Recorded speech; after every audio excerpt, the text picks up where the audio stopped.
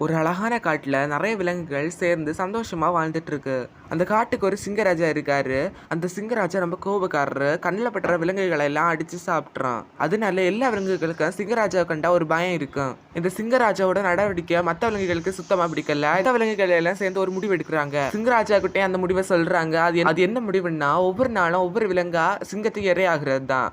இதை அந்த சிங்கராஜா ஒத்துக்கிறாரு. நிறைய விலங்குகள் சிங்கராஜாவுக்கு இரையாகிட்டே இருக்குது. இப்படி ஒரு குட்டி முயலுக்கு சிங்கராஜாவுக்கு இரையாகிற நேரம் வந்துருது. அந்த குட்டி முயலோட அம்மாவுக்கு அந்த முயல் அனுப்புறதுல விருப்பமே இல்ல. அந்த குட்டி முயல் சிங்கராஜாவுக்கு இரையாக ரொம்ப தாமதமா வந்துருது. அதனால இந்த சிங்கராஜா ரொம்ப கோவமா இருக்காரு. அந்த முயல் சிங்கராஜா கிட்ட, உங்கள மாதிரி இன்னொரு சிங்கராஜா சாப்பிட முயற்சி பண்ணாரு. நான் இப்படியோ சாமர்த்தியமா யோசிச்சு உங்களுக்கு இரையாக இங்க வந்திருக்கேன். அந்த சிங்கராஜா ரொம்ப கோவப்பட்டு, என்ன மாதிரி இன்னொருத்த எங்க இருக்கான் அப்படின்னு சொல்லி அந்த முயல் ஒரு கிணத்து காட்டுது. அந்த சிங்கத்தோட உருவம் அந்த கிணத்துக்குள்ள தெரியனால இன்னொரு சிங்கம் நினைச்சு தாக்குறதுக்காக உள்ள குதிச்சு இறந்தே போயிருது. முயலோட புத்திசாலித்தனத்தை பார்த்து மற்ற விலங்குகள் எல்லாம் ஒரு விழா எடுத்து ரொம்ப சந்தோஷமா இருக்காங்க.